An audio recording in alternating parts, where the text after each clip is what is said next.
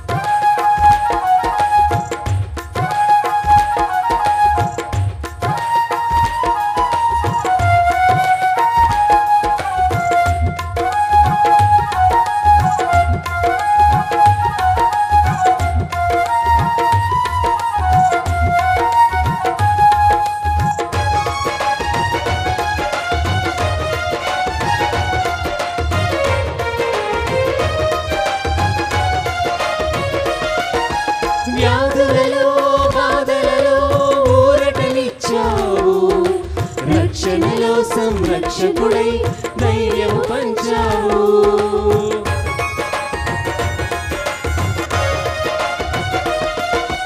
వ్యాధులలో బాధలలో ఊరటనిచ్చావు. రక్షణలో సంరక్షకుడై ధైర్యము పంచావు. నేనే సత్యం అన్న దేవా, నేనే మార్గం అన్న దేవా, నేనే సత్యం అన్న దేవా, నేనే మార్గం అన్న దేవా, నేనే జీవము అని పలికిన దేవా, నేనే జీవము అని పలికిన దేవా. దేవా దేవా నీకే స్తోత్రం, దేవా దేవా నీకే స్తోత్రం, దేవా దేవా నీకే స్తోత్రం, దేవా దేవా నీకే స్తోత్రం. నీవు నా తోడు ఉన్నావయ్యా, నాకు భయమేల నా యేసయ్యా.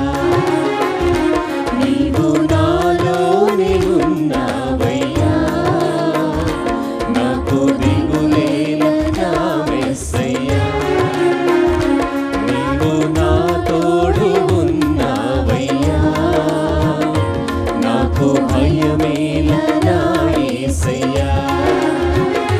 నీవు నాలోనే ఉన్నావయ్యా, నాకు దిగులేల నా యేసయ్యా. నాకు భయమేలా, నాకు దిగులేలా, నాకు చింతేలా, నాకు భీతియేలా. నీవు నా తోడు ఉన్నావయ్యా, నాకు భయమేలా నా యేసయ్యా. నీవు నాలోనే ఉన్నావయ్యా, నాకు దిగులేల నా యేసయ్యా. నీవు నా తోడు ఉన్నావయ్యా, నాకు భయమేల నా యేసయ్యా. నీవు నాలోనే ఉన్నావయ్యా, నాకు దిగులేల నా యేసయ్యా. వాక్యం వినబోయే ముందు తలలు వంచి ప్రార్థన చేసుకుందాం. మమ్మల్ని మిక్కిలిగా ప్రేమించు మా తండ్రి, వందనాలు, నీకు స్తోత్రాలు ప్రభా. ఈ సమయాన్ని బట్టి ప్రభా నీకు వందనాలు చెప్తూ ఉన్నాం. మాకు ఇచ్చిన మంచి ప్రార్థనా సమయాన్ని బట్టి వందనాలు ప్రభా. నీ కాపుదల, నీ భద్రత మా మీద ఉంచండి. అలాగే వాక్యం వింటూ ఉండగా ఆయన ఆ వాక్యం మాలో ఫలించునుగాక. ఆ వాక్యం ప్రభా మాకు ధైర్యంని, ఓదార్పుని ఇచ్చునుగాక. యేసుక్రీస్తు నామములో అడిగి వేడుకుంటున్నాము పరలోకపు తండ్రి. ఆమేన్, ఆమేన్.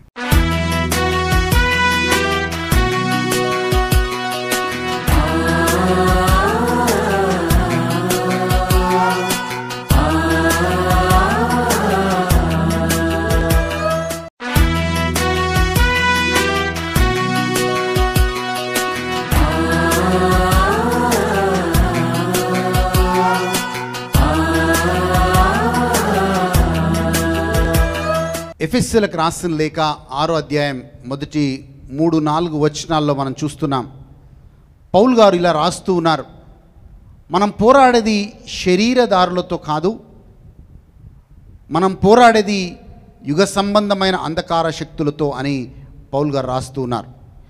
అంతేకాదు, మనం ఎంత మంచిగా మనం జీవించాలని ప్రయత్నం చేసినా, ఈ లోకంలో మనకి దగ్గరున్న వాళ్ళు కావచ్చు, మనమంటే ఈర్ష్య ఉన్న వాళ్ళు కావచ్చు, మనమంటే ద్వేషం ఉన్న వాళ్ళు కావచ్చు, వాళ్ళ స్వలాభం కోసం ఇబ్బందులు పెడుతూనే ఉంటారు. వాళ్ళ స్వలాభం కోసం వాళ్ళు అనేక రకాలుగా, మనం ఎంత తగ్గి ఉన్నా సరే, ఎంత మంచిగా ఉన్నా సరే, ఎంత మంచిగా వాళ్ళతోని కలిసిపోవాలని ప్రయత్నం చేస్తున్నా సరే, వాళ్ళు మాత్రం మనకు హాని చేస్తూనే ఉంటారు. బైబిల్ గ్రంథంలో మనం చూస్తూ ఉన్నాం, అలాంటి వ్యక్తులు కొంతమంది బైబిల్ గ్రంథంలో మనం చూస్తున్నాం. హామాను అనే వ్యక్తి ఎస్తేరు గ్రంథంలో మనం చదువుతున్నాం. ఈ హామాను అనే వ్యక్తి ఆ యొక్క యూదులకి, అక్కడున్న యూదులందరికీ కూడా, వాళ్ళ నాయకుడుగా ఉన్న మొర్దెకాయికి, వాళ్ళందరికీ కూడా హాని చేయాలని ప్రయత్నం చేస్తున్నాడు. అక్కడ రాజుకి అనేక విషయాలు చెప్పి, వాళ్ళకు వ్యతిరేకంగా చెప్పి, యూదులందరినీ కూడా లేకుండా వాళ్ళని మొత్తం కూడా నాశనం చేయాలని ఒక ఆలోచన కలిగి ఉన్నాడు.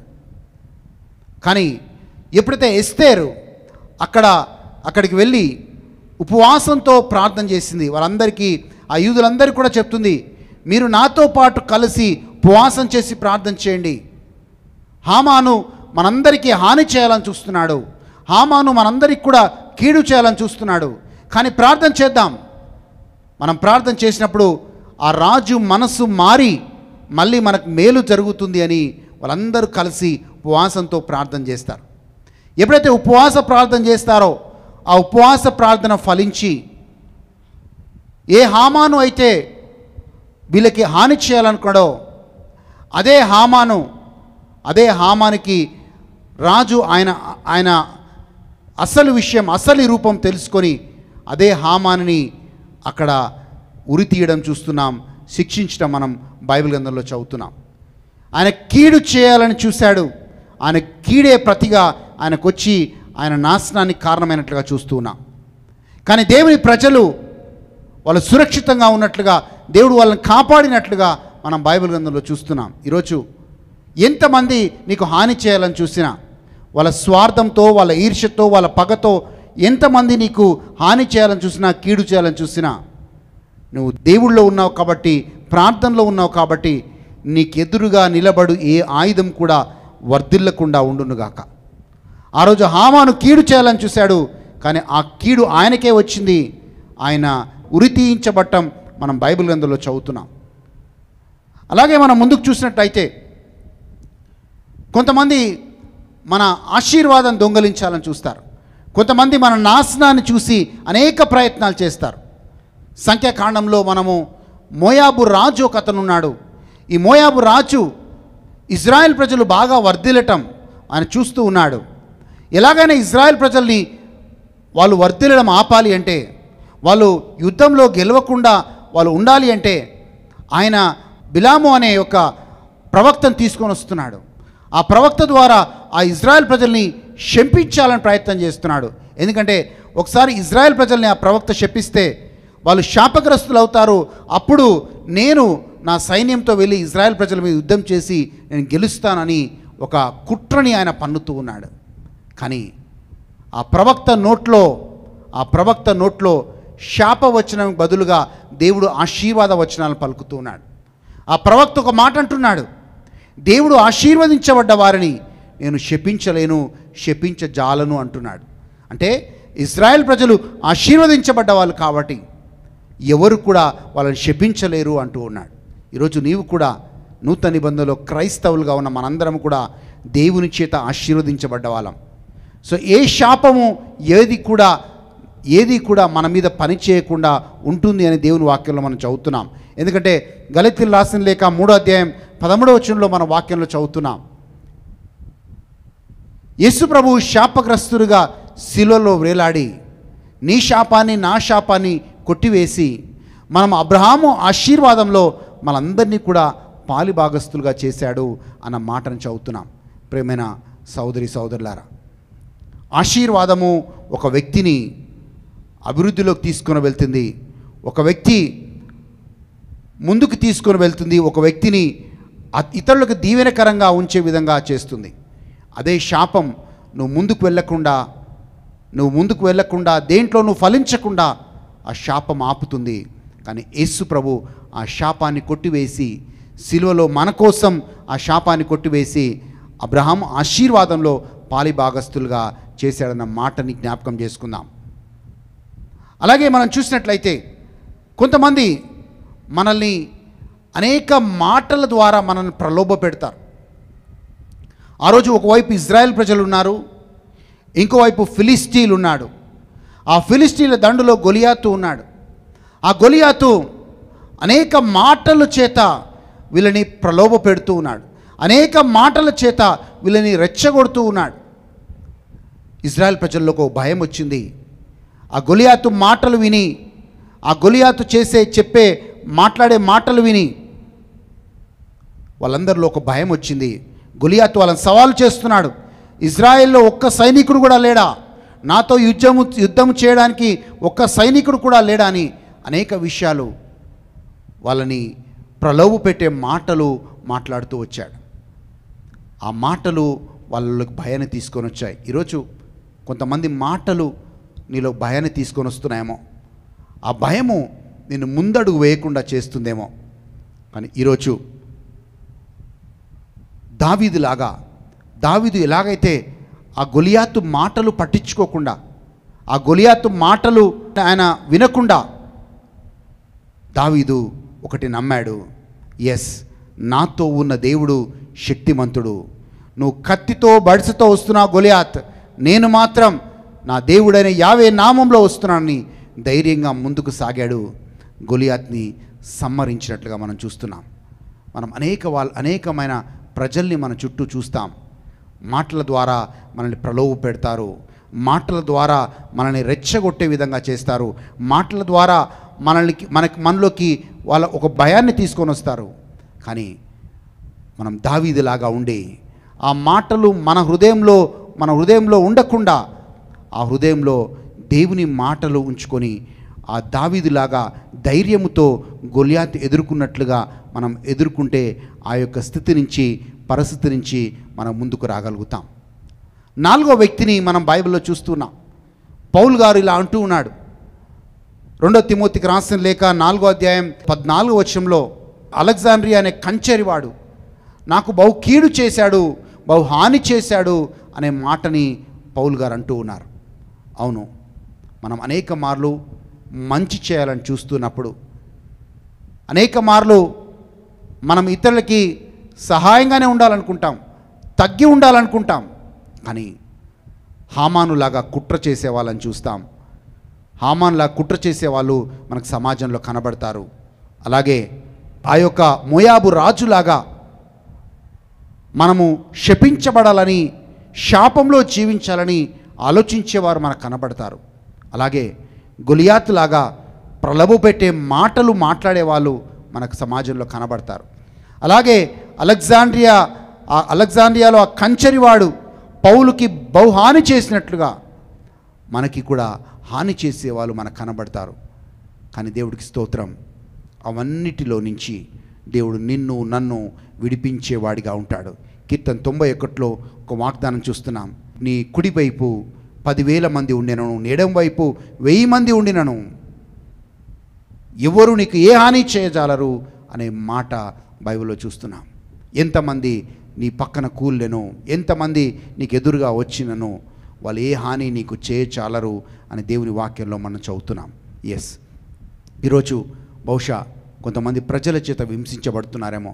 వాళ్ళ కుట్రల ద్వారా, వాళ్ళ దురాలోచనల ద్వారా, వాళ్ళు చేసే హానికరమైన క్రియల ద్వారా, వాళ్ళు మాట్లాడే మాటల ద్వారా మనము హాని చేయబడుతున్నామేమో. కానీ ఈరోజు నీకు ఎదురుగా నిలబడుతున్న ఏ ఆయుధం కూడా వర్ధిల్లకుండా ఉండునుగాక. ఆ రోజు ఇజ్రాయెల్ ప్రజలకి విజయం ఇచ్చిన దేవుడు నీకు కూడా నువ్వు పోరాడుతున్న శత్రువుల మీద విజయం ఇచ్చునుగాక. ఈరోజు నీ చుట్టూ చూస్తున్న ఐగుప్తులందరినీ కూడా మళ్ళీ ఎప్పుడు చూడకుండా ఉందువుగాక. నీ శత్రువులు నీ ఎదురుగా వస్తే 7 దిక్కులు వాళ్ళు మళ్ళీ పారిపోవుదురుగాక. అటు విశ్వాసంతో ఈ పాటని ప్రార్థనగా మార్చుకొని, ప్రభువా ఎస్, ఈ పరిస్థితుల్లో నేను ఉన్నాను నాయన. ప్రభువా, ఎంత తగ్గి నేను ఉండాలనుకుంటున్నా, ఎంతగా అందరితో కలిసిపోదాం అనుకుంటున్నా, కానీ నాకు వ్యతిరేకతలు. కానీ ఈరోజు ప్రభువా నువ్వు నాతో ఉన్నావు అన్న ధైర్యంతో నేను ముందుకు సాగుతానని ఈ పాటని ప్రార్థనగా చేసుకొని మనం ప్రార్థన చేసుకుందాం.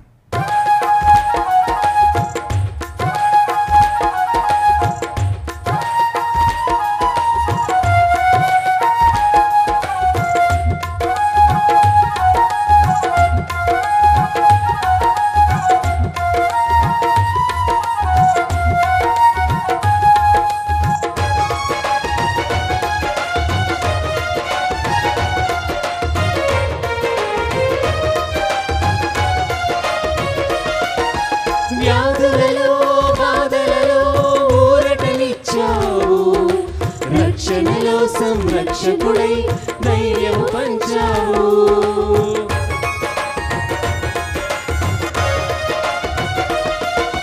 వ్యాధులలో బాధలలో ఊరటనిచ్చావు. రక్షణలో సంరక్షకుడై ధైర్యము పంచావు. నీవే సత్యం అన్న దేవా, నీవే మార్గం అన్న దేవా, నీవే సత్యం అన్న దేవా, నీవే మార్గం అన్న దేవా, నీవే జీవము అని పలికిన దేవా, నేనే జీవము అని పలికిన దేవా.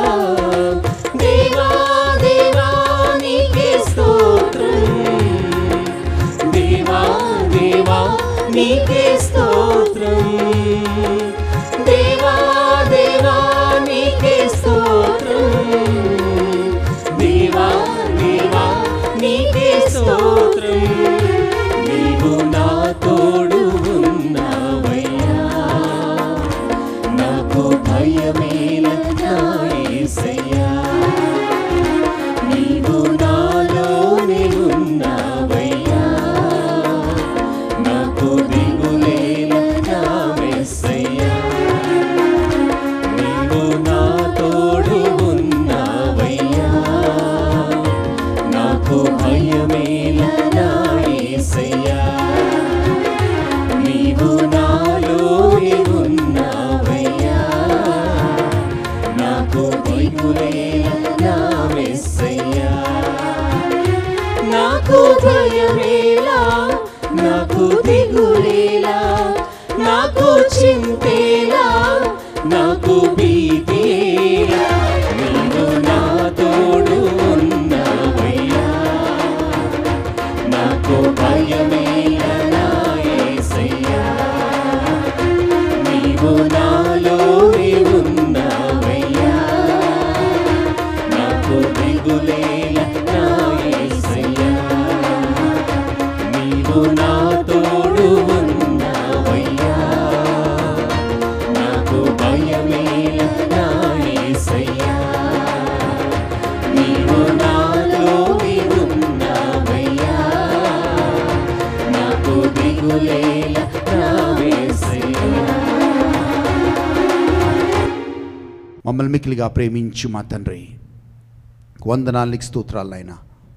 ఈ రోజుని బట్టి, ఈ సమయాన్ని బట్టి వందనాలు ప్రభువా. మరొక్కసారి నాయన మాకు హాని చేసిన వాళ్ళని, మా కీడు చేసిన వాళ్ళని, మా ద్వేషించే వారందరి కోసం ప్రార్థిస్తున్నాం. వాళ్ళని దీవించండి, వాళ్ళ కుటుంబాలను దీవించండి, వాళ్ళకు మేలు కలుగును గాక. అలాగే మమ్మల్ని, మా కుటుంబాలను కూడా మీ హస్తాల్లో ఉంచుతున్నాం. దీవించి ఆశీర్వదించమని యేసుక్రీస్తు నామములో అడుగుచున్నాము తండ్రి. Amen, amen. మళ్ళీ వచ్చే వారం ఇదే సమయానికి క్రీస్తే పునాదిగా అనే కార్యక్రమం ద్వారా మళ్ళీ కలుద్దాం. దేవుడు మిమ్మల్ని, మీ కుటుంబాలని హేరళంగా దీవించునుగాక.